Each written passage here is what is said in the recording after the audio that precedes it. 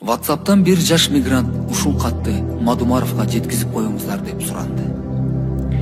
Урматтуу Адахан Кимсанбаевич, мен бул президенттик шайлоодо кимге добуш берсем деп көпкө ойлондум. Акыры бир чечимге келип олтурам. Мен көпчүлүк катары эле көр тириликтин айынан Россиялап жүрөм. Балдарымдын кантип өскөнүн көрбөдүм. Алардын ширин маалында кучактап өппөдүм. Кече 2 класста окуган кызым: "Ата, мен Мадумаровду шайлайм" дейт. А эмнеге десем, ал Россияда иштегендерди алып келем деди. Ошондо сиз да келесиз, туурабы дейт. Мен көзүмдөн жаш кетти. Чөнтөгүмдө 10.000 рубль акчам бар эле. Балдарыма салам деген.